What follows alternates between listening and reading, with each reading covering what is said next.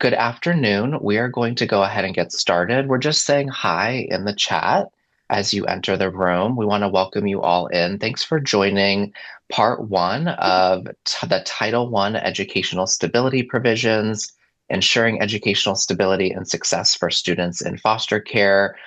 We have a big audience today, as you are seeing. So everyone is going to remain muted, but as you have questions throughout, just feel free to put those into the chat box and we'll take some intentional time to look at those throughout our training. We know it's a busy time of year, so thanks for taking the time to be with us. Maybe you're wrapping up some projects this week before taking a bit of rest and a well-deserved break soon. So again, we just want to thank you for attending and welcome to part one of our training. Good afternoon. My name is Matt Butensky. I am a Youth Development Project Manager at the Center for Schools and Communities, but I have the distinct pleasure and honor of being the foster care education point of contact for the Pennsylvania Department of Education. I have been in this role since 2016 with the inception of the work around the Every Student Succeeds Act, and just really happy to be able to be in this role with everyone here in Pennsylvania. And I cannot do this work without my colleague, Dawn, and I'm going to let her introduce herself. Thank you, Matt. Yes, my name is Dawn Trail. I'm coming to you from the Bureau of Policy, Programs, and Operations out of OCYF. I actually sit as a human service analyst for the Division of Policy. So within my space at the Division of Policy, I do hold subject matter expertise for education-related matters for child welfare. So as you can see, I am the state's child welfare education point of contact. I've been in this position for about 3 years. I am very excited about this position and of the subject matter. I've been working in the child welfare field for about 15 years. I worked with Matt from the county level whenever ESSA was incepted in 2016. He was probably my first phone call. So I do appreciate being able to work with him at this level at the state. Yeah, thanks, Don. And we hope we model this well today, but this work is really about collaboration and partnerships between school and child welfare agency staff. So keep that in mind as we dive into our training over the next 2 days together. All right, so with that, we wanted to take a little bit of time to just review what our agenda looks like over the next 2 days. And our webinar is broken up into 2 parts, and we did this intentionally because we did not want to rush. We wanted to be able to go through this information at a nice pace that allowed for some questions and answers as we dive through it, and also, again, just not to provide too much of an overload of information all at one time. So with that, today we are going to be starting off with the context and the legal and guidance framework. We'll also be looking at the initiative structure in Pennsylvania here today.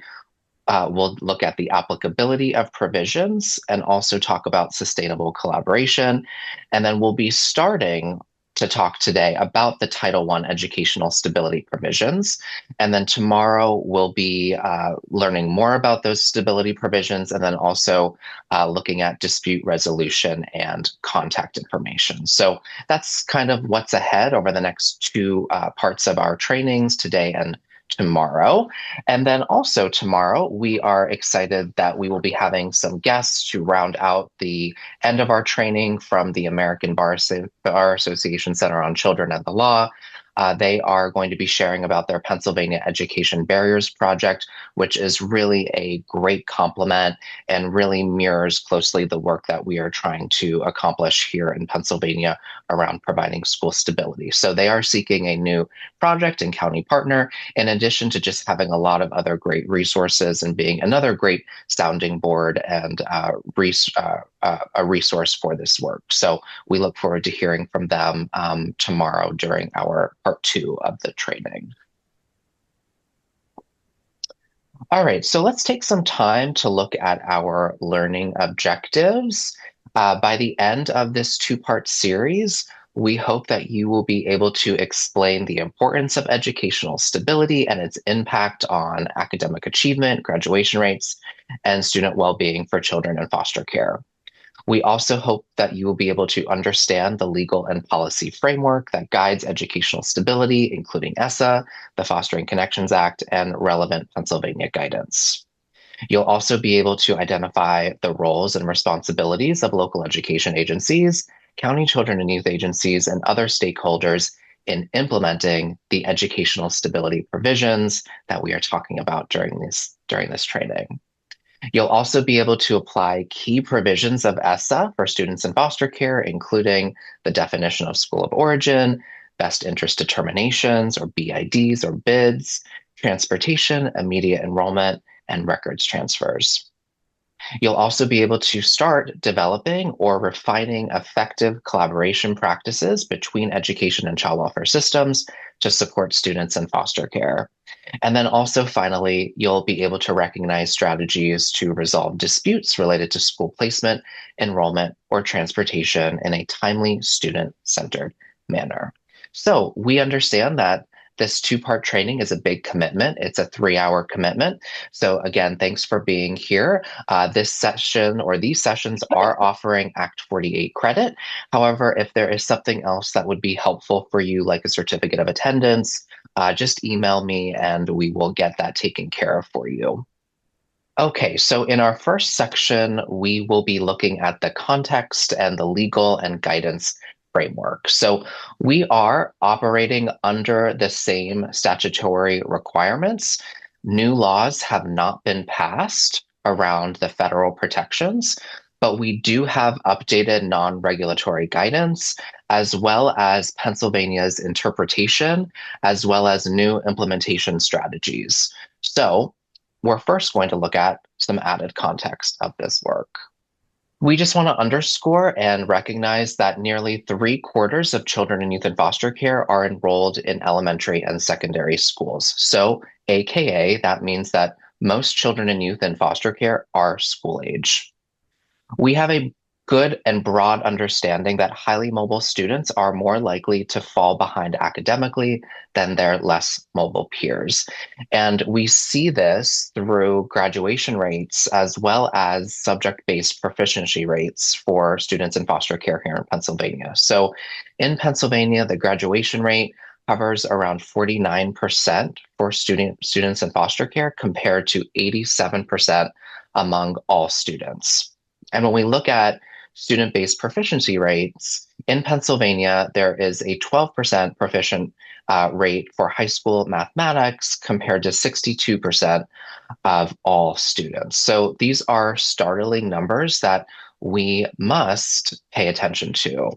And all of us here today, whether you're a point of contact with a child welfare agency or a school, or you're someone who is involved in this work in some way, we are uniquely positioned to support students in foster care and to ensure that involvement in the child welfare system does not limit students' educational opportunities and academic outcomes. And this is a role that is underscored by federal law that we are going to look at more closely.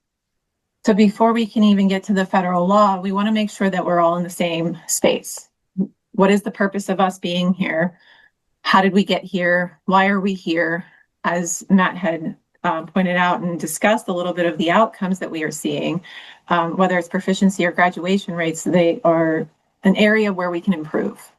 So we want to look more into the purpose of education stability. When we look at the laws that brought us here, we also see within those laws that there's no clear definition of what education stability is. So we have to stop and take that space and really develop out what is education stability. So we're looking at whether it is a positive, stable school experience that provides structure and nurtures the child, where they are so that they can learn and grow. We're looking for fewer disruptions. We're looking for students in foster care to be provided with a familiar setting, the learning setting, the programming, interventions, the space in which they are educated prior to placement. So we're looking at that stability piece, because when you have the stability piece and kiddos get to remain connected to their schools, their peers, their teachers, their supports, their daily life. So when they're able to be more connected to their peers and supports, they're looking at maintaining those long-term connections, and that they're provided with this coursework. They have the long-term path, thoughts, and ideas. They can achieve their diploma, and really looking past just graduation and into their young adult life and their graduation, their career, their college setup. So it's more than just the space of did they remain in one school? It is the space of their entire being. What is their village? Who is their village? So in order to provide us to get to where we want to be with the purpose and the why, we really do have to develop out the goals. What are the goals for providing that educational stability? Educational stability is beyond just making sure that they go to school. Are they getting their academic achievements? We already know that 12%, Matt was saying, of our proficiencies, we're looking at increasing graduation rate and retention. We do see these outcomes in the longer, bigger picture. So we need to pull back and look at what is our goal. And I think one of the big things when Matt and I were developing this, these goals are not in numerical order. They can be in any space. So are we looking at a child that's coming into care on the child welfare side with chronic absenteeism, disengagement? How can we really bring together their social, emotional well-being? Yeah, thanks, Dawn. And so these are our goals as a state, but we hope that they also reflect goals that you have regionally and locally as well. So keep these goals in mind as we dig through these provisions, right? We're going to get really into the weeds of things, but really there are student outcomes in mind, and we do have these goals in mind. So thanks, Dawn. Sure.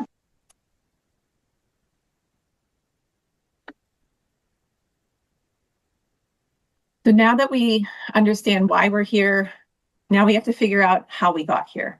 So in 2008 is really when the federal laws started to change the Social Security Act with Fostering Connections to Success and Increasing Adoptions Act.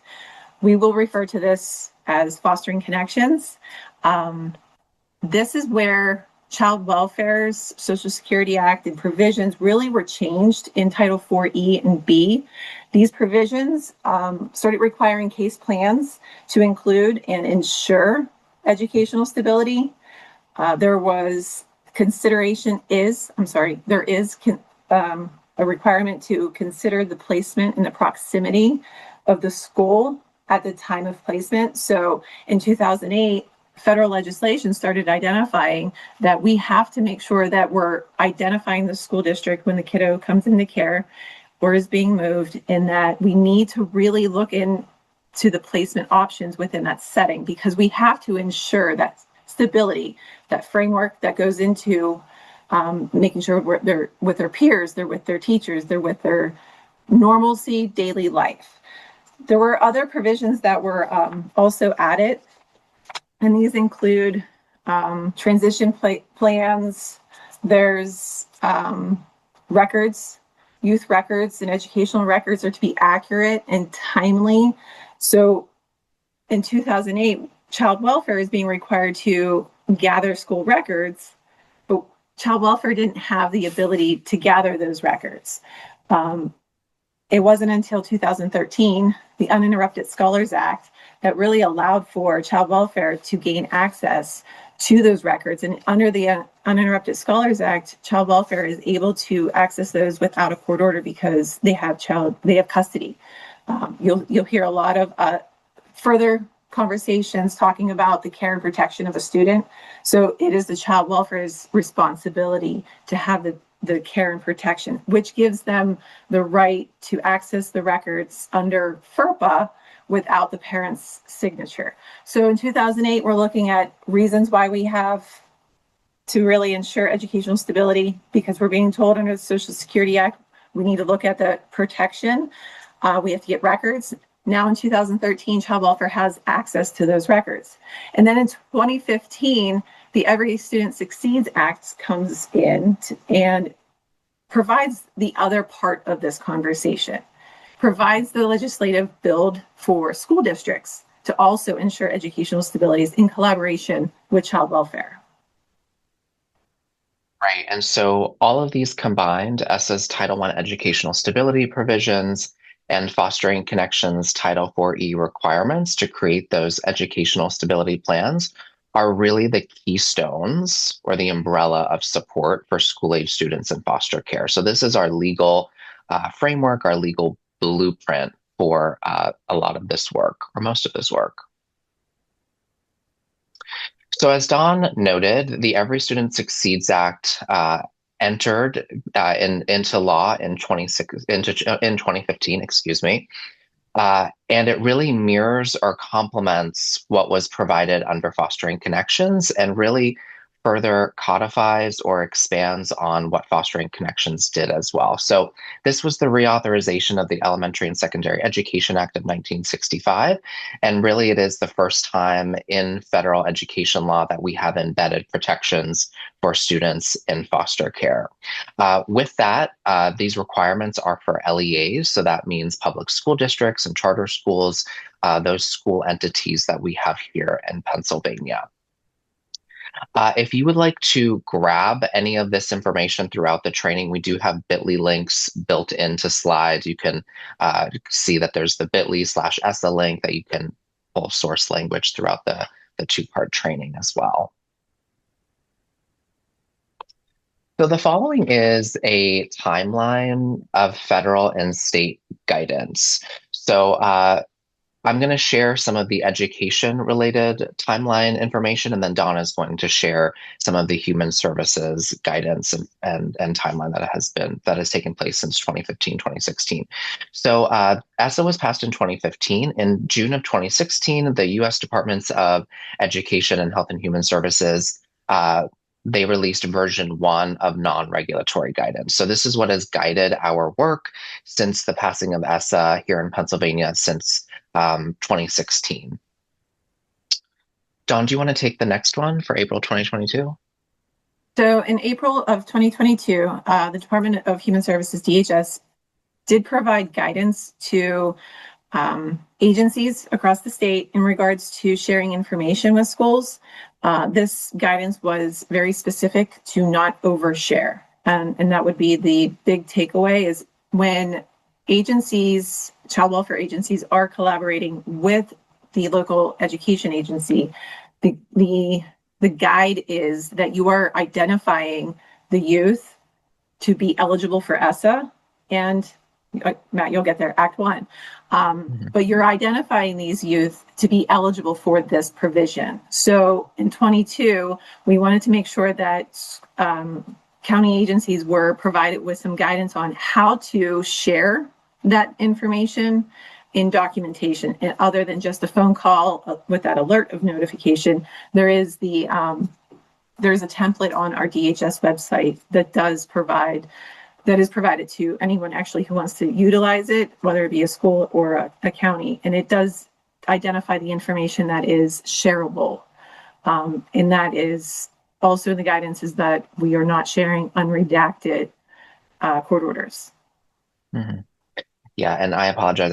I did skip over November 2016, which is the state's response to the federal guidance in June. So back in November of 2016, PDE and DHS did release their guidance, which you can still find online at pafostercare.org, which is our initial guidance, written guidance on the implementation of this work. Dawn shared about April of 2022. And then in May of 2023, PDE reaffirmed guidance with a bulletin that was specific to ensuring school stability for students that are placed in 1306 related placements, so placements in different children's institutions as we call them here in Pennsylvania, so residential facilities. And then back in November of 2024, the U.S. Departments of Education and Health and Human Services released version 2. So we have version 1 in 2016. And really what brings us here together is version 2 of the non-regulatory guidance, which was released over a year ago in November of 2024. Throughout this timeline, throughout this time span, we have been posting tools and resources and other professional development opportunities and everything we're talking about here today at pafostercare.org, which is really our primary online hub in Pennsylvania for foster care education related information. So also an important place to find directories of the contacts that you need to do your work. Okay, so it has been officially 10 years since the passing of ESSA in December of 2015, and we thought we would celebrate with a cupcake. But in all seriousness, we have made significant progress here in Pennsylvania. Pennsylvania is recognized as one of the national leaders in this work, and really that is thanks to your implementation of the work regionally and locally. And so we thank you for that. But this is also a great time with the release of new guidance for us to kind of take a natural pause and to stop and take a look at our work, review our strengths and challenges, and set new goals. And so that's also what we're doing with the release of this new non-regulatory guidance to just reaffirm our continued commitment to students in foster care in Pennsylvania. And so no matter what you have read or seen on the news or read in your inbox, Pennsylvania is committed to this work and to the education of students in foster care. So, version 2 or V2 of the non-regulatory guidance marks a significant expansion since version 1, which was released in 2016. So, in the 2024 guidance, these are the following sections that you will find there. You will find the Title I educational stability provisions, you will find ensuring academic success, sections on special populations, funding, and data collection and reporting. And the second, third, fourth, and fifth bullet, those are all new or expanded sections of the guidance. And really, the guidance has grown by about 50% from what was released in 2016. So something I also want to emphasize here is that this guidance is joint guidance. So it's joint guidance between the U.S. Department of Education and the U.S. Department of Health and Human Services. And this is really important to remember because these federal agencies came together to agree and to determine that these are the next steps of how we continue to push the needle, right? And how we continue to make progress around the educational stability and also in these other areas. So around ensuring academic success for students in foster care. So this is a comprehensive training on the Title I educational stability provisions reflecting the updated non-regulatory guidance. We will be having supplemental trainings, which will include the other new or expanded sections of the guidance that I just reviewed.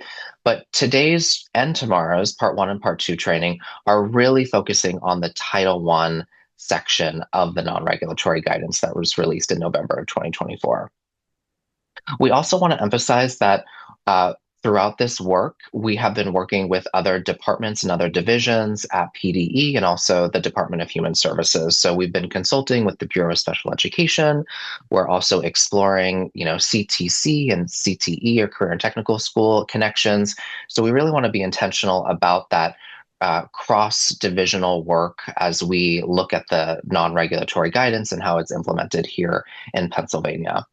And then finally, we just want to emphasize that throughout the Part 1 and Part 2 of this training, you will see new information marked with, drumroll, new. It's going to say new. So when there are new areas or different updates to the guidance, you will see that new in that sort of orange color that's designated to reflect that these are updated changes or updates to the non-regulatory guidance. So throughout the next 2 days, look for that to indicate anything that is new.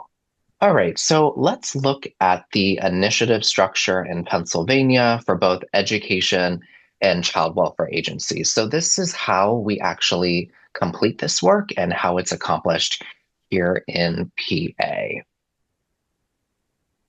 So primarily at the top, we of course have the Pennsylvania Department of Education, the state education agency that is overseeing this work. This work rests within the Bureau of School Support at the Pennsylvania Department of Education. We also have the Center for Schools and Communities, which you can see is where I am from. And that is where the state point of contact for Pennsylvania sits for the implementation of this work.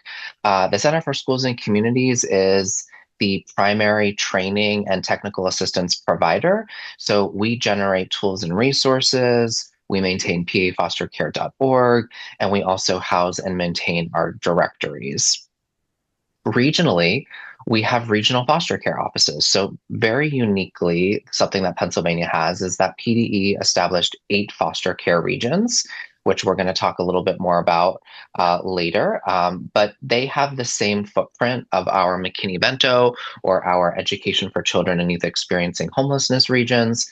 And they provide orientation opportunities for new points of contacts. They offer training and forums for meeting. They also provide tools and resources more regionally and locally that fit your more local needs for planning and learning purposes. And they also participate in best interest determinations as needed, help navigate disputes. So our regional foster care offices in Pennsylvania, established by PDE, provide a lot of supplemental support to this work here in PA. And then, of course, we have our local education agencies, which many of you attending today are from. So our public school districts, our cyber schools, our cyber charter schools, our charter schools that have points of contact assigned for students in foster care.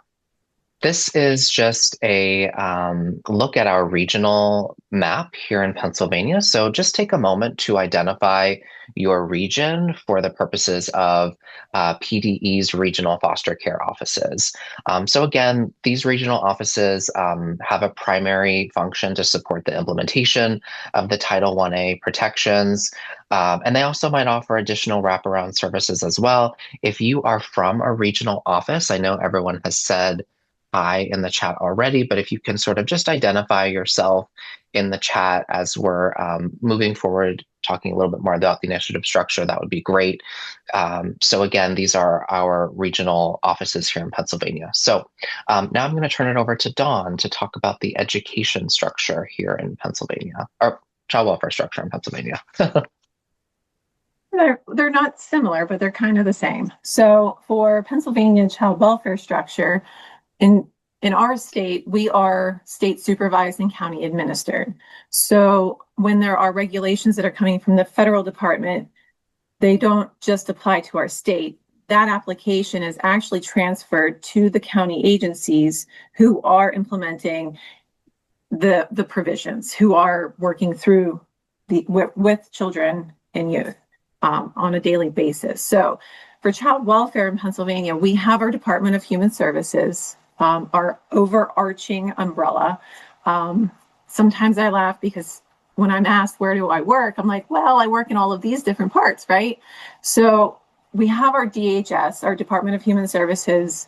From that structure down, we branch off into the Office of Children, Youth, and Families, so OCYF.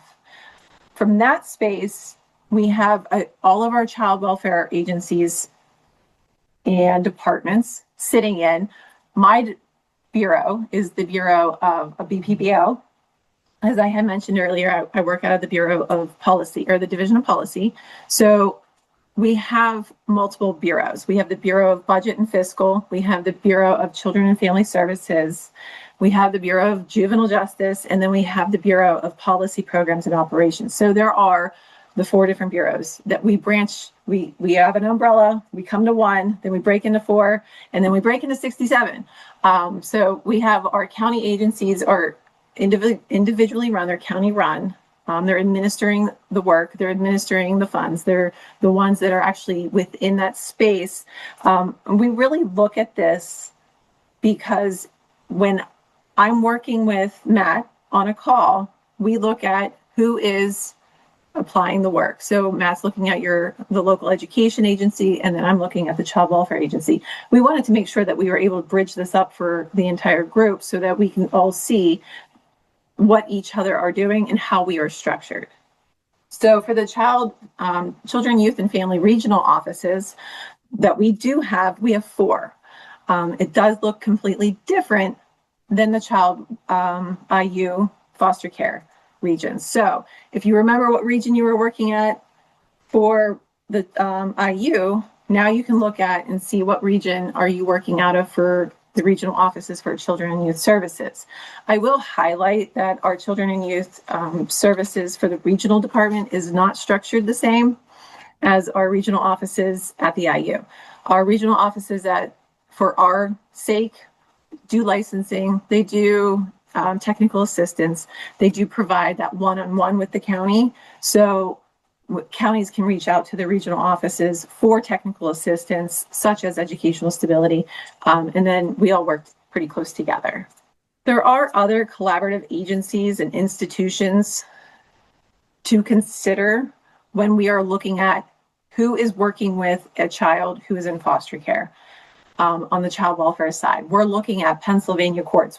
Matt and I specifically put Pennsylvania courts here because this can be any court within the state, your magistrates, your family courts, your dependency juvenile. So we wanted to encompass all. We're looking at all of the agencies, all of the institutions. Foster and kinship, private care, agencies, providers, we're looking at all of the people who are contracted, who are paid providers throughout a child's life. Congregate care providers, this is a huge hot button topic. Congregate care providers do provide that level of collaboration that child welfare is working with. We're looking at residential and hospitalization treatment centers, juvenile courts, your county juvenile probation agencies also, if you have shared case management. We're looking at the big picture. This is not an exhausted list by all means. We are looking at the whole village that works with children while they're in placement.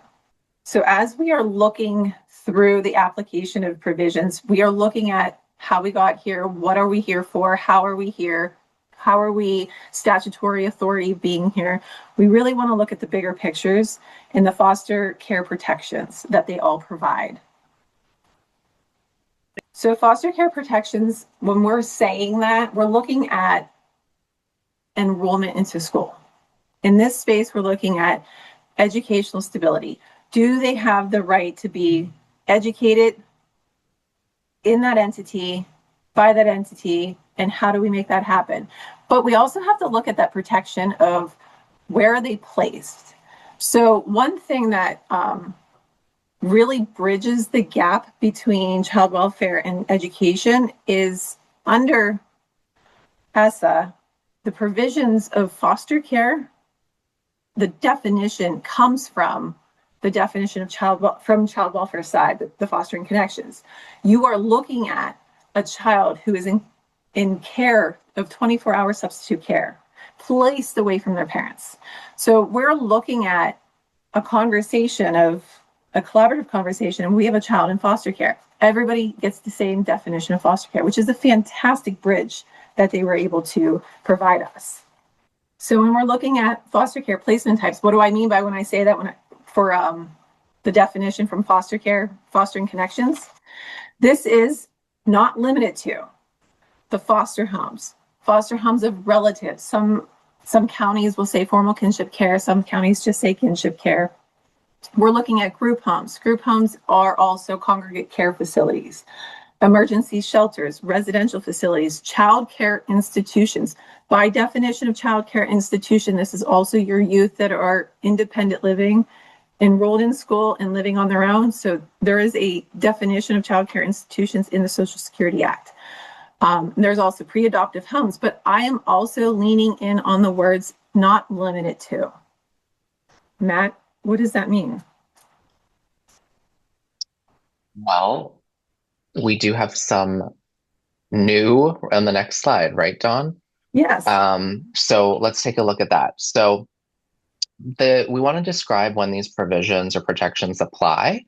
And so they apply when a student, in two circumstances, when a student enters foster care or when they are already in foster care and is experiencing a change in foster care placement. Something new with the updated guidance, foster care includes children who are placed in trial reunifications with their parents while the child welfare agency retains placement and care responsibility. So This isn't practiced everywhere in every county in Pennsylvania, but some counties do have trial reunifications. And so those students are still under the regulatory definition of foster care. And so they would continue to receive the Title I-A protections from the Every Student Succeeds Act.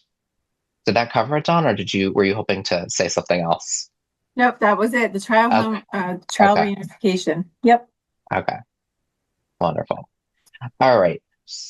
We also want to just further define who the requirements apply to. So the requirements apply to public school districts, charter schools, and cyber charter schools.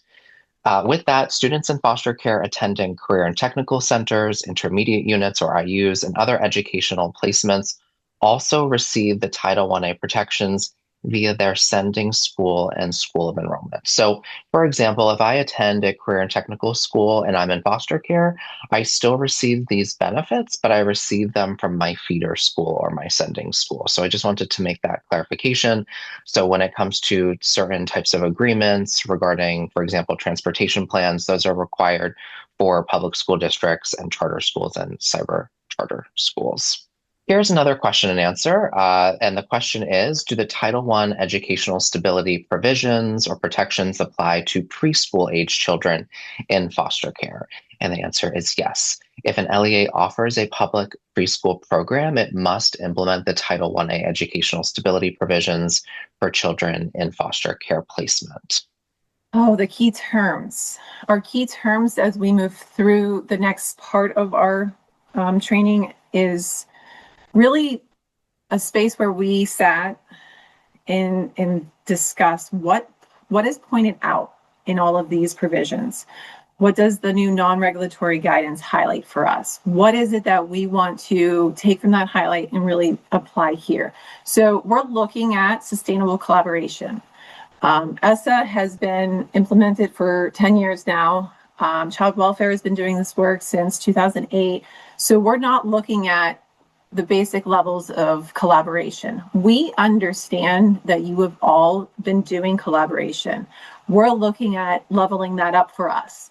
We're looking at sustainable collaboration. What work is happening in the daily practice when there's not a call on the books? We're looking at school of origin. What is the definition of school of origin? We're looking at the bigger terms of best interest. Sometimes we'll call those bids. School of origin transportation, the bigger collaboration conversations that are happening around transportation. Transportation is typically a longer conversation than the best interest determination in some cases. So we also want to lean in the next few sections or the next section about immediate enrollment and record transfer. You're going to hear a lot more about us talking about this. But immediate enrollment, and what does that mean in regards to the non-regulatory guidance, in regards to daily practice? So, We're going to be breaking these terms over the next 2 days. So just keep these key terms in mind throughout our training and to really hone in on the definitions of how we interpret those different areas in Pennsylvania. We're covering the first 3 today primarily, and then the last 2 will be tomorrow during day 2. But first up, collaboration. Sustainable collaboration, Matt. Sustainable collaboration, right. You love when I say these things. So when we are discussing what is sustainable collaboration, that is the collaboration between the school districts, child welfare agencies, to really ensure that school stability for foster kids is happening. The strong coordination leads to more improved academic and educational outcomes for students in foster care. These are conversations that are happening quarterly. These are conversations that are happening through memos updates or MOU updates. These are interagency collaborations. Are we sitting at the table and having a discussion about our school stability for our kids in care? Because at the end of the day, it's not just the foster child, and it's not just the student. These are our kids in care. And what is it that we're doing to make sure that they have a better outcome? Because we learned in the beginning, those outcomes are not the greatest, and we could find space to do better. Yeah, and collaboration is not just a buzzword for this work. It is literally essential in order to provide school stability for students in foster care. You must work, child welfare agencies must work with schools, schools must work with child welfare agencies. So it's not a buzzword, it is a necessity, and it is really how we do this work. And importantly, we do that with points of contact. So points of contact are really essential to ensure school stability. There are critical school links. I've been saying that for the last 10 years. And so make sure you utilize your foster care points of contact when you're working between school entities and between agencies. So, of course, as we've already shared, I am the state foster care point of contact for Pennsylvania, and we also have regional offices to provide support. And we're going to jump to that in a moment.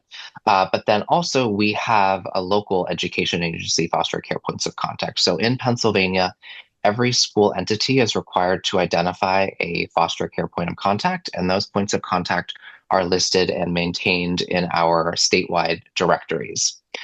We have created sort of like a quote unquote job description of a point of contact for local education agencies, and you can find that at that bit.ly link that is listed on the slide there. So if you're a new point of contact and you're wondering about your role, or perhaps you need a refresher on what the school foster care point of contact should do to implement this work, please take a look at that job description. I put that in air quotes because I know most of you have other titles within your LEAs, right? But I encourage you to take a look at that to see what the role of the point of contact should look like at your school entity. And Dawn, I'm going to let you describe the education liaison and the child welfare agency points of contact. Sure, absolutely. So for child welfare, there's not a mandate to require counties to have a point of contact. Have they identified a point of contact? Yes.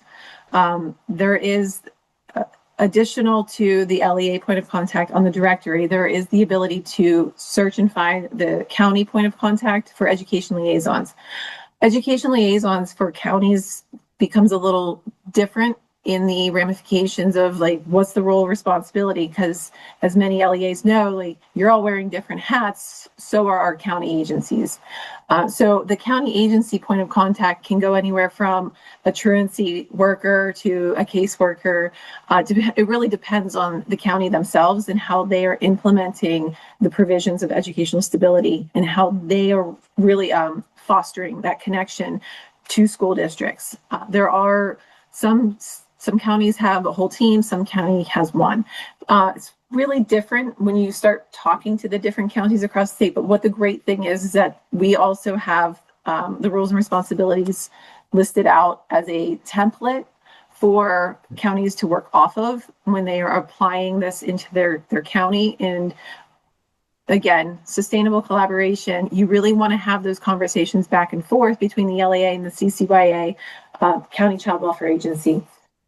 If you are going to have your roles and responsibilities laid out, really collaborating with each other on what is my role versus what is your role and how does that look and apply. Mhm. Right. And if you need to make any updates to those directories, just let us know and we'll make that for all of our benefit. Okay, so I wanted to take a moment and just share. I have already shared a little bit about our PDE regional foster care offices when we looked at our initiative structure here in Pennsylvania, but uniquely, Pennsylvania is equipped with regional offices.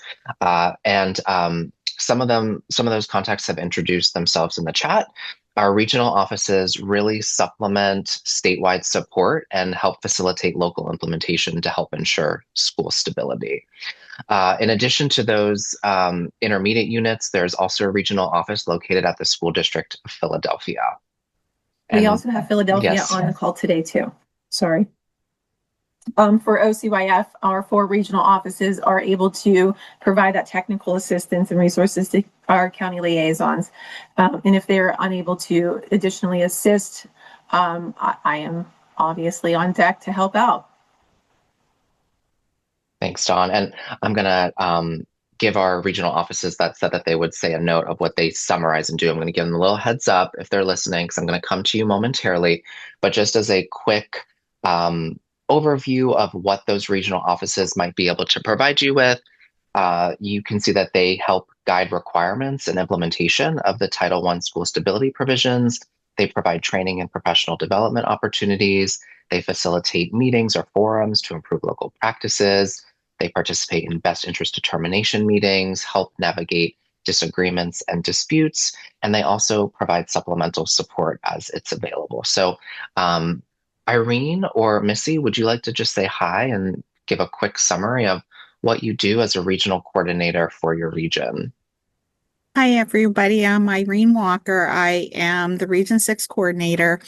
And some of the things that I have been doing in my region is I've been meeting with my LEAs and my school district or my school districts and my children and youth agencies just to make sure that they're collaborating and if they need anything and just to make sure the bid process and just to finalize the bid process for our region and the local agencies with the school districts and things like that. And other things that I have done in my region is provide trainings at the children and youth offices and meet with new district LEAs or new district liaisons just to assist them in their role as a new liaison with the districts.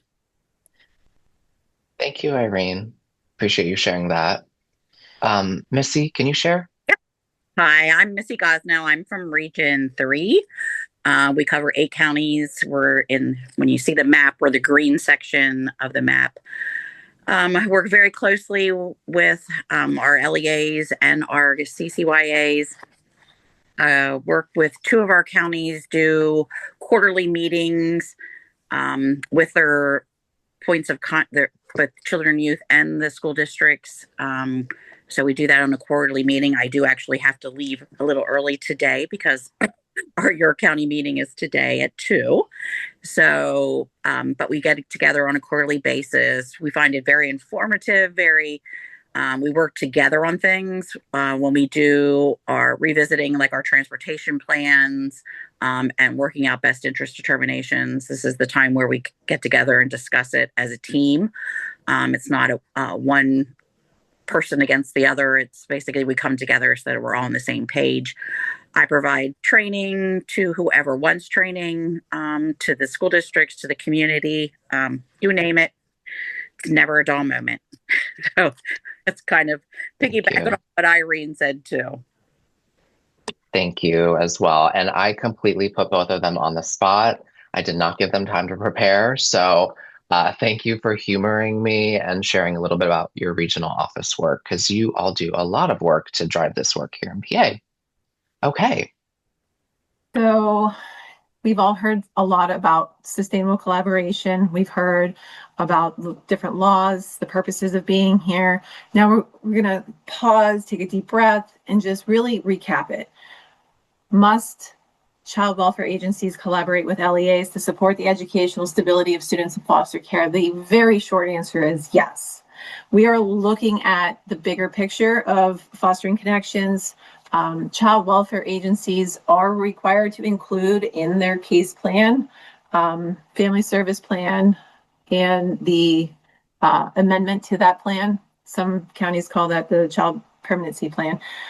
This is ensuring educational stability of a child in foster care in the child's case plan.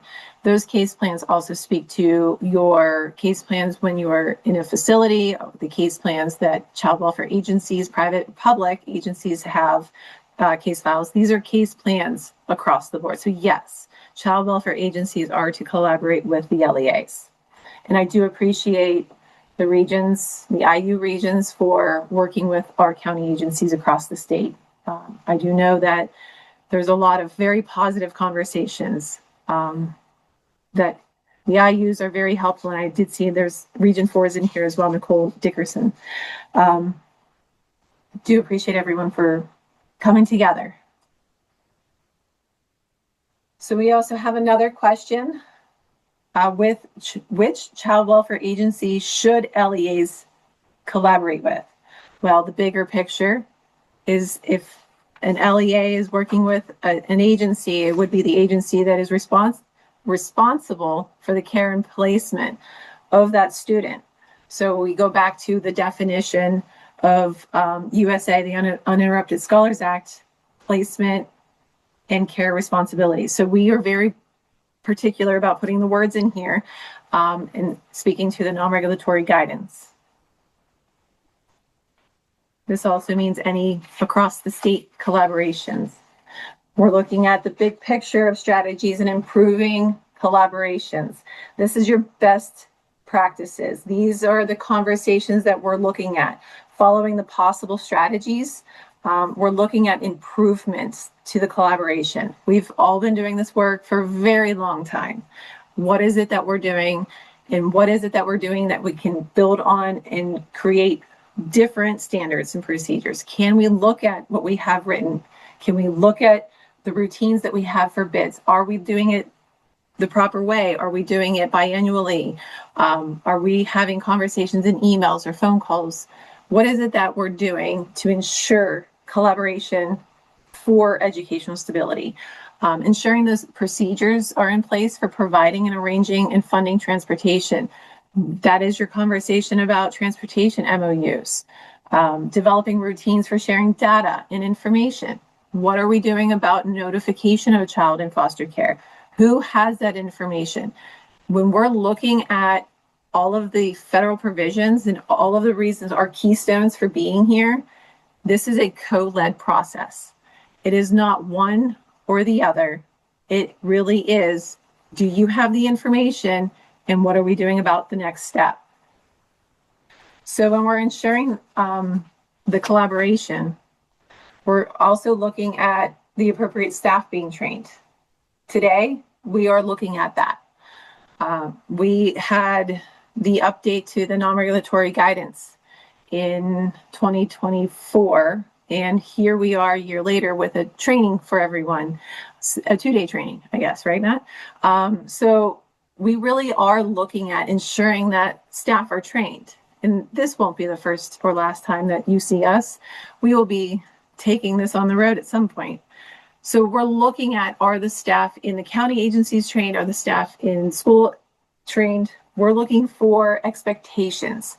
What expectation is versus how it is happening, the reality of the work in the world. We're looking at immediate enrollment. What does that look like in your county? What does that look like in your school district? And are you communicating to each other? Full participation. Immediate enrollment, that includes full participation. We're looking at beyond the application of enrollment. We're looking at, do they have a seat to sit in? Do they have a plan? Are we being consistent with our implementation, or do we need to revisit that? That's a big conversation in both sides, is that, are we doing it the right way, or can we improve on it? And how do we improve on it? Right. And before we move on, I just wanted to take a moment. I put a question in the chat because we do have a large group here, right? Just to see, what are your strategies for how do you collaborate? How do you work between agencies? What good practices do you have in place to collaborate on these different topics? As Dawn said, these 2 slides that we just reviewed, these can really be a good blueprint for you. So think about these strategies as a blueprint. I know, Missy, you have a meeting with York County today. Use these different strategies as something that you can take a look at to make sure, okay, do we have our best interest determination process very clearly defined? Okay, do we have our transportation plans? Are they updated? What's our routine for sharing any information? This year we have a new PIMS requirements for students in foster care. So how are we going to get that information? So really use these topics that Dawn just described as a blueprint for how you want to connect with your child welfare agency or your school entity, or vice versa. Okay, so just wanted to note that. And before we move on, I do want to just there were 2 questions that came to me, Dawn, in the chat. One was around informal kinship care. So could you just clarify around the application for informal kinship care? So for the provisions that we are speaking of today, we are looking at children who are in care and custody of the child welfare agency. So unless there is a court order, informal kinship care would not be meeting those standards. Right. So a student that lives with another family member, like a grandparent, they are not in foster care. So the provisions would not be applicable to a student in those circumstances. Okay. All right. So we're going to move on to our next section. But again, keep that in mind as you think about improving collaboration practices. Okay, so now we're turning into section 5 today for our training today, which we're going to start digging much more deeply into the Title I educational stability provisions and what are the requirements and what school districts and child welfare agencies need to do. So if you really want to see the source law, you can type in, as I said earlier, the bit.ly link. That will work no matter where you are. If you're in Pennsylvania or outside of Pennsylvania, those bit.ly links will work for you. If you just type in that bit.ly/ESSA 121025, that'll take you to the source law of the Every Student Succeeds Act. We also do have it linked on our website in different areas at pafostercare.org. So everything that's linked throughout this slide deck you can find at pafostercare.org. All right, so these are the key concepts derived from ESSA, the source law, and also in building up from Fostering Connections and the Uninterrupted Scholars Act. But technically in ESSA, what are the key concepts that we see summarized? We have that students in foster care are... I hear someone that's unmuted, so if you could just mute yourself. So some of the key concepts are students in foster care are presumed to remain in their school of origin. So there's always that presumption that students will stay in their school of origin. If it is not in their best interest to remain in their school of origin, students in foster care are enrolled immediately in their new school without delay. So that's another key concept from ESSA.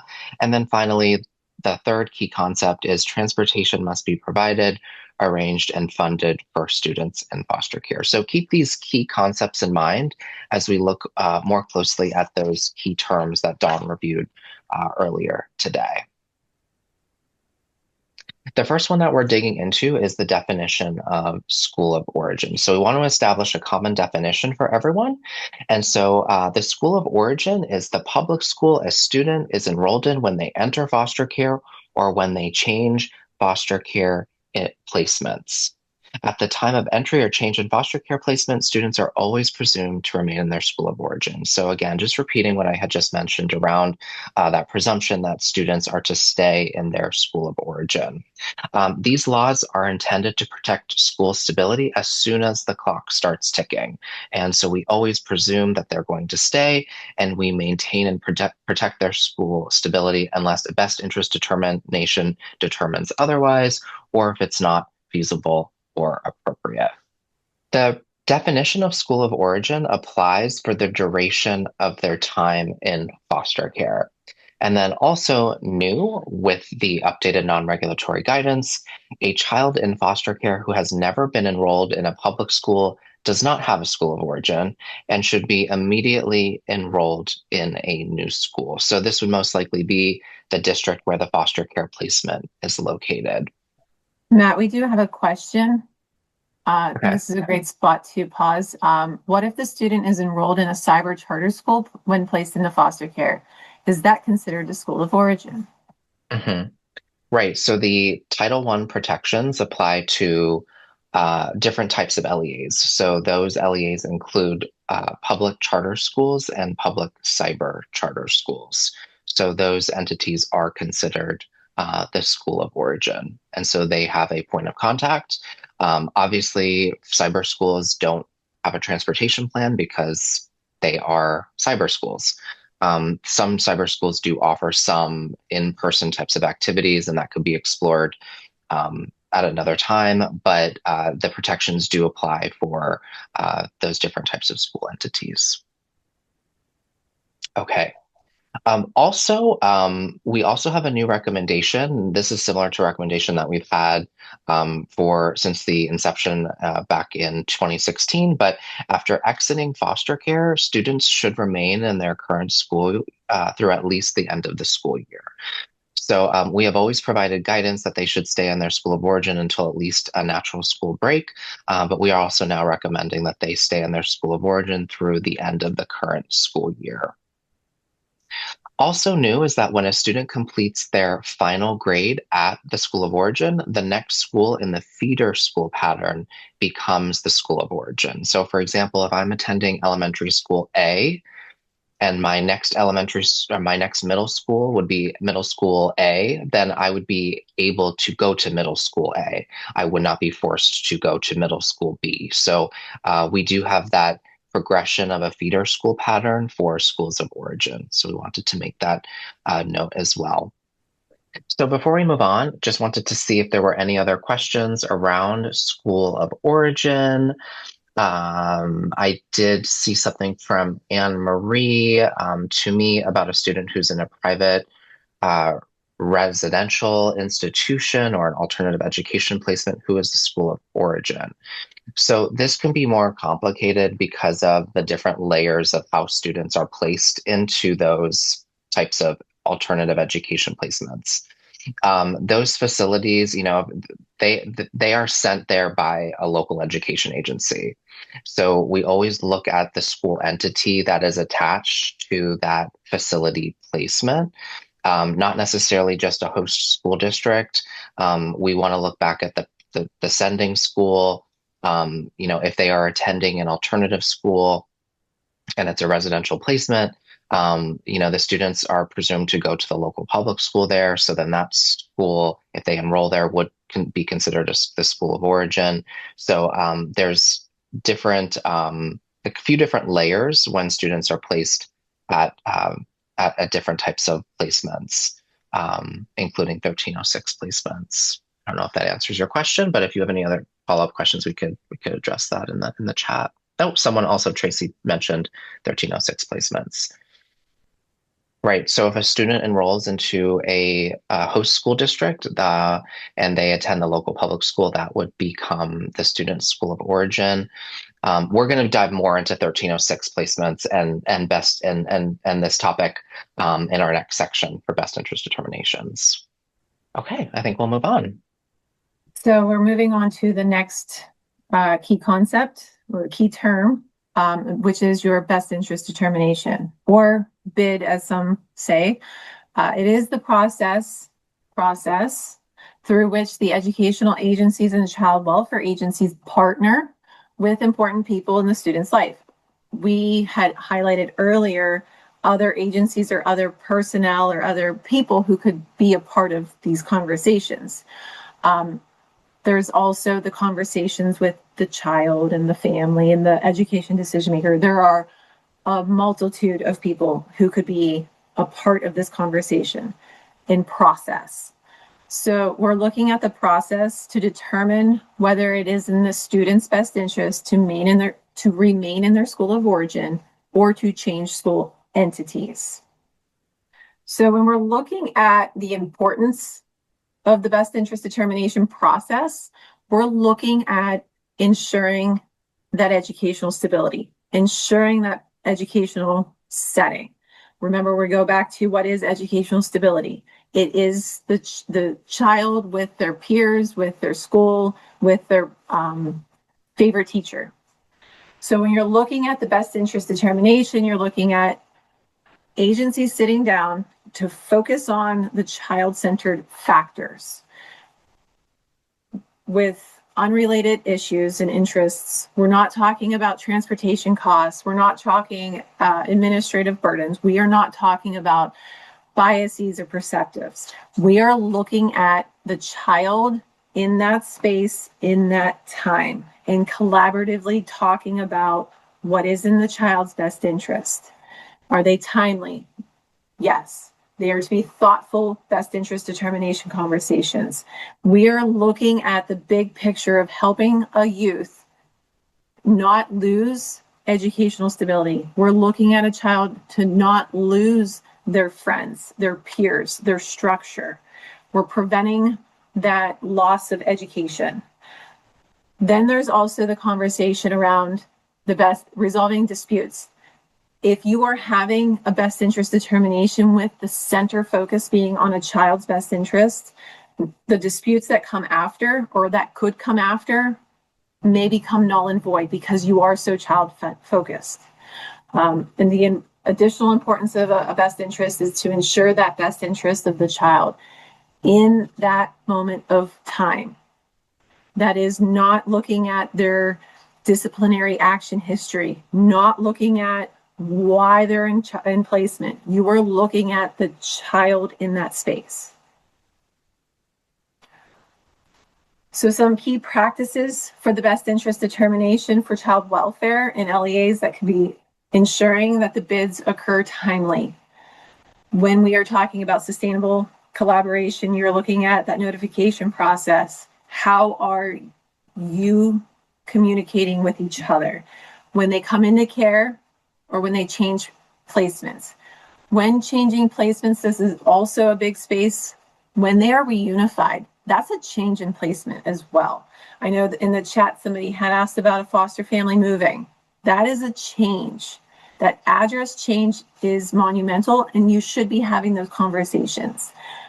Entry or change of placement, that is if you are entering into a residential facility that may have education on site, and that's the conversation. You're still having those best interest determination conversations. If you have a kid going into congregate care, they are still entering into a placement or changing a placement. You may be moving from one residential facility to another.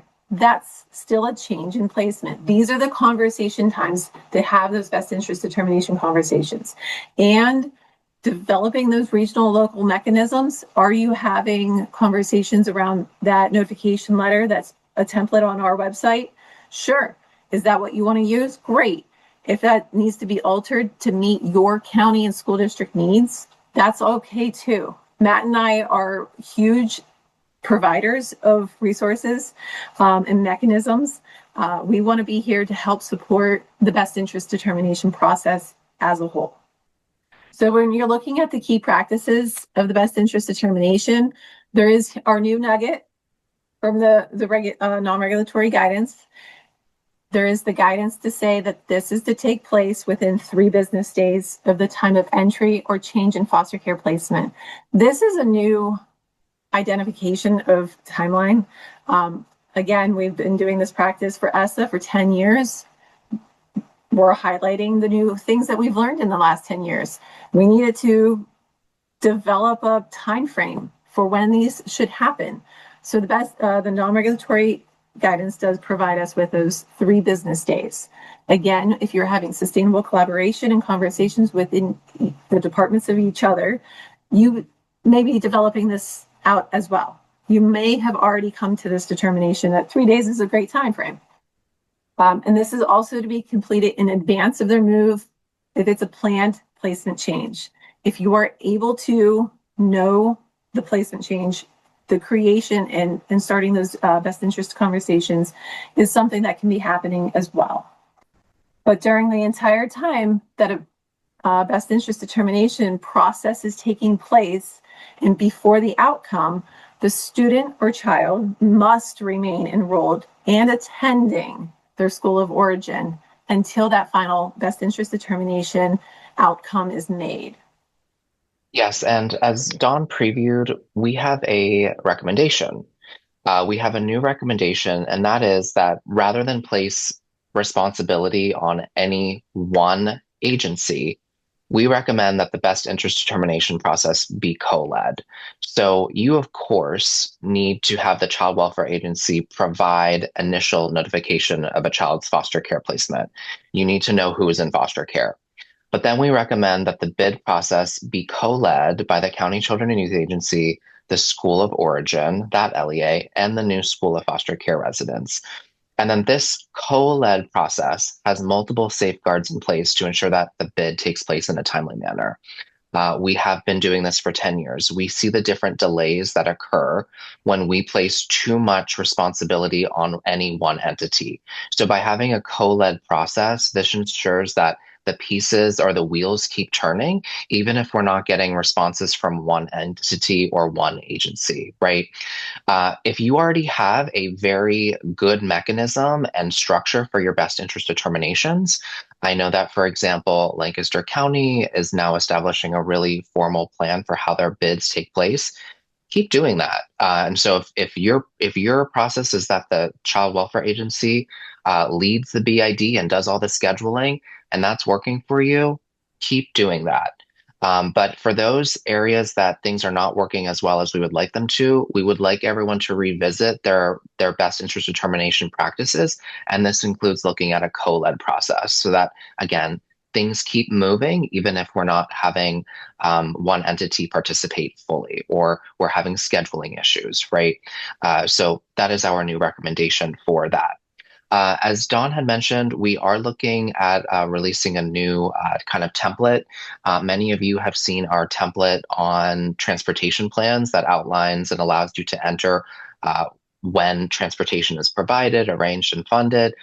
We're looking at a new template that will kind of outline and serve, I've been saying the word blueprint today, but serve as sort of a blueprint for your best interest determination process. So what are the roles and responsibilities of different agencies and entities? Okay, so we wanted to tell you a little bit more about that. So our last piece that we're going to be reviewing today before taking a pause for day 2 is to talk a little bit more about best interest determinations. And during this training today, we're not able to have everyone, puzzle and piece together what your best interest determination process is or should look like.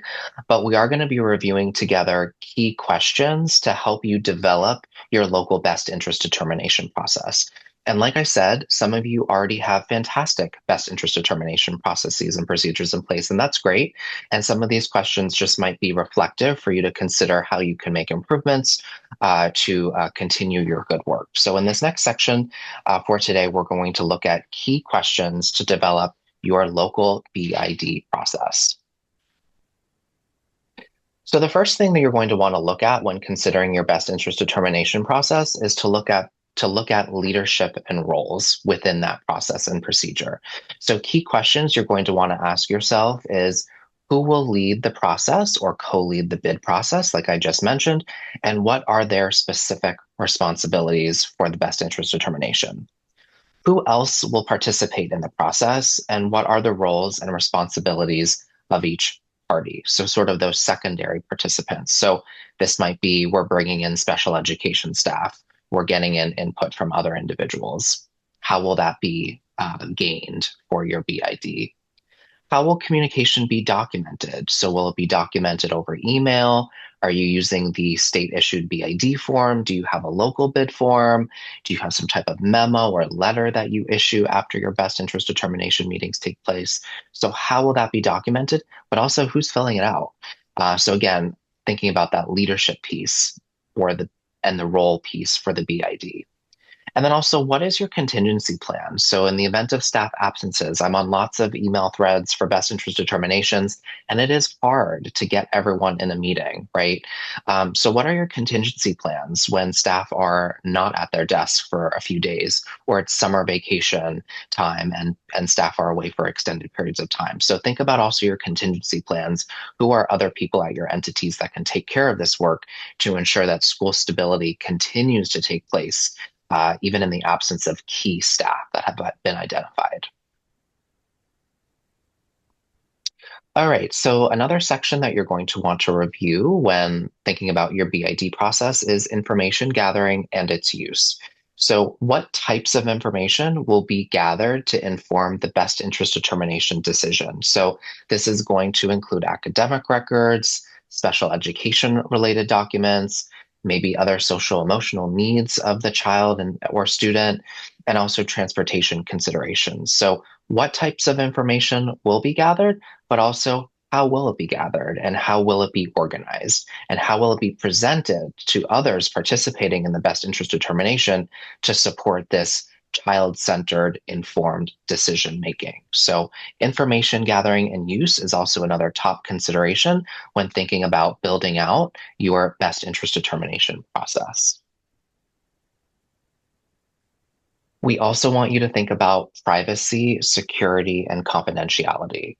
So how will information be shared while protecting student privacy and ensuring compliance with security and confidentiality requirements? So this includes sharing records back and forth. How will that be done in a way that protects student confidentiality? How will we share that information and collect it in a way that is inadherent to certain privacy laws? So that's another consideration. We also want you to review format and timelines and reviews when you're going to review best interest determinations. So will BIDs always include a collaborative meeting, or will some BIDs be able to take place over an email exchange? In some areas, you always have a virtual meeting or some type of meeting. In others, there might be an email exchange bid that works in some cases. Dawn shared that our recommended timeline is to have a best interest determination within 3 days. But what is your timeline for completing a bid once a change in placement occurs? So will it be 3 days? Will it be under 3 days? Something for you to consider as you work through your timelines and format for your best interest determinations. Under what circumstances can BID decisions be revisited or reviewed? So we know that the protections for students in foster care are in place for the duration of their time in foster care. But we often see that sometimes best interest determinations are reviewed from time to time, and that bring together all the parties. So we do want to emphasize that if you are reviewing BIDs, a change in best interest is going to take a collaborative decision by bringing together all of those original participants in the BIDs. One entity cannot just unilaterally say, we'd like to have the student go to a different school, but you can establish a process for how you will revisit and review best interest determinations. And then also finally, when will parties meet to review local policies and procedures to ensure sustainable collaboration? So maybe once a year, twice a year. Dawn and I gave some of those strategies. We've heard some meetings are happening today and they're happening right now. So when will parties meet regionally or by county to review these different procedures that you're putting in place? If you don't have strong best interest determination procedures already in place, now is the time to start thinking about who those partners are. And as we shared, our regional offices or myself or Dawn, we can share as connectors to help you create those forums for additional planning and future planning. We also want you to consider participation and communication. Sorry, did I hear something? No, go ahead. Oh, go ahead. All right. Just for time, I want to keep going. Participation and communication. So some key questions. How will information be collected and shared if all relevant parties are unable to participate in a best interest determination meeting? So right now at the state, we are developing 2 forms. We're developing a student input form, and we're also developing a participant input form. So that will hopefully capture that information for parties that are not able to attend a best interest determination meeting. That being said, all meetings should include key participants from both LEAs and also the Child Welfare Agency. We also recommend that the education decision maker be an active participant. Who will be responsible for documenting the bid decision and in what format? So again, looking at that co-led process, is the school of origin going to be responsible for documenting a best interest determination because it's their student that's enrolled in their school? Or are we assigning that to the Child Welfare Agency or probably or the LEA foster care residents? Again, this is something that you need to discuss regionally and locally to kind of map out. And then also, where and how will bid records and supporting information be securely stored? So what's your process for archiving that information? Are you using the school stability tracking form that we created a few years ago? It's available on our website that you may use to kind of track different best interest determinations that you hold throughout the school year. Do you have a student information system that you use, et cetera? And then who is responsible for sharing the outcome of the BID and who has to receive notification of this decision. So keeping in mind after the bid takes place, who is going to be that sort of speaker to share out what are the next steps and those action items to ensure school stability for the student and also to make sure that all parties are appropriately informed. So if in the case the student is going to be enrolling into a new school, who is communicating that information? How are we getting all of our ducks in a row to really limit discontinuity and ensure transitions if they are taking place, or if the student needs transportation to get back into school if they're continuing their school of origin. So lots of different moving pieces that I know a lot of you are familiar with and already take place, but just wanted to be really clear about making sure that we're also talking about this participation and communication piece for the best interest determination process. And then finally, dispute resolution. So we're going to talk more in depth about dispute resolution tomorrow, but regarding the best interest determination, it's really important to also discuss how disagreements about the BID outcome will be addressed. So what specific steps will be taken to resolve disputes? Who's going to be contacted for guidance or assistance?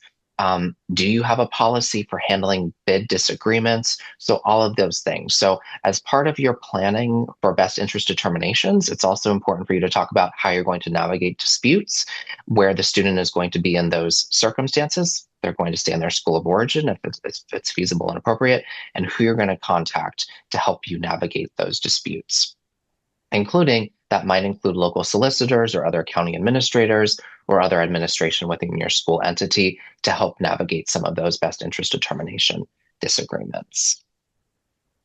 So with that, we have come to the conclusion of our part one. And so I'm going to go back because I think there's been some information in the chat. So I just wanted to see if Dawn has anything to share. And then we're going to queue up our part two, which will be tomorrow at 1 o'clock as well. So Dawn, did I miss anything that we should talk about before we head out for today? There are a few questions in the chat. Okay, let's see. Any that you want to address immediately, or should I just go to the top? I am thinking we pick up around District A from Jennifer. Outplaced student was withdrawn from District A. Over the summer, enrolled with District B, and then moved again before the school started to District C, looking for the school district of origin. No parents live in the District A. Jen, we can report back on that one because I don't want to get caught in the weeds. Sometimes Right. these take a little bit of thought and mapping. And so we can start with your question. We can start answering your question tomorrow because we're still going to be talking about best interest determination when we pick up tomorrow. I do want to highlight the non-regulatory guidance is non-regulatory guidance for both LEAs and child welfare. So the regulatory requirements have not changed, as Matt had opened us with. No laws have been updated to change anything. We are merely here highlighting that the progression of services and making sure that all parties are ensuring educational stability. Matt, I don't know if you want to speak to that one. Right. It is joint non-regulatory guidance. So as you just said, Dawn, it was created for both educators and child welfare practitioners. But non-regulatory, we interpret it to, we strongly make recommendations based off of the updates in the non-regulatory guidance, but there's been there hasn't been a reauthorization of the Elementary and Secondary Education Act. There has not been a new Fostering Connections Part 2 that has been passed, right? But with that being said, we are looking to make real change through the implementation of some of these next step or progression of the non-regulatory information in the guidance. I think a lot of the additional questions we can be able to answer tomorrow in our next session. I don't want us to get held up. So yeah. Yeah, Mary, that was one we did mention. So that student would not be in foster care. So informal kinship care placements are not, they are not in foster care placement. So this sounds like an informal arrangement with a family member, and so they're not under the placement and care responsibility of a child in foster care placement. And there could be instances where it falls under McKinney-Vento, but I would really, encourage you to work with your school's McKinney-Vento liaison, who are conveniently, frequently the foster care regional coordinator, or they work with that person. So there could be cases where that student qualifies for McKinney-Vento, but not all cases, because McKinney-Vento also has a definition that we have to follow. So, but that is something you can also consider. Okay. What if, are we at two? Oh, wait, we have time. Okay. What if we don't agree? Wait, okay. Sorry to cut out. To be clear, if we don't agree, what is the process if two schools don't agree? Well, going back to, it's really important that you establish dispute resolution procedures. So that might include going to, a supervisor within your departments. That might go to your superintendent or your charter school CEO. That might go to your regional office. That might go to me and Dawn. If I can't make a determination, I go to legal counsel. So we do have a process for navigating disputes. That being said, as we've mentioned today, whenever there's a dispute, the student has to remain in their school of origin. So we can look at, navigating how disputes are handled. But during that interim, when there is a dispute, the student remains in their school of origin if it's feasible. Obviously, if a student is placed across the state or something like that, we can't maintain their school placement because of an extenuating circumstance like distance. But students remain in their schools of origin during the interims of those disputes. With that, we always also say that ESSA is a law that schools have to follow. So if there's a question around transportation, the school of origin has to ensure that the student can attend school. So we'll talk more about that when we talk about our transportation session. Anne Marie, School of Origin is the last educating district. We have an example to talk about a scenario for part two. Most frequently, the School of Origin will be the last educating district. However, there are circumstances where we can consider, or we ask that you consider other prior schools the student may have attended. And we do have a scenario built into our part two tomorrow that reviews a circumstance where it makes sense to consider a prior school. Also have a recent case that just came up over the last 2 weeks where it made sense to look at a prior school that was not the directly last school attended because the student was there for, I think, practically about a week's worth of time. So again, we do have to sort of operate under what is in the best interest, not operate under some, but some common sense, but also operating under best interest of the student when looking at some cases like that. It is 2:31 and now I'm overtime.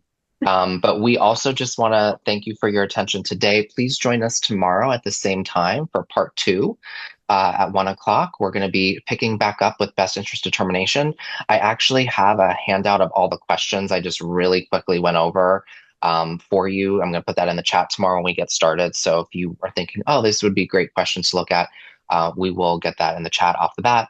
I know that there have been other questions about a recording and the slide handout, all things we're working on. So you will receive the slides. Eventually, they're still undergoing some cleaning review by the state agencies, but it will be something that's released. So thanks all. Appreciate your attention and know it was a lot of information today. It was a lot of information for us to just say. So thank you for your patience and grace as we went through some of that information today, and we hope to see you tomorrow. Thank you. Bye, everybody.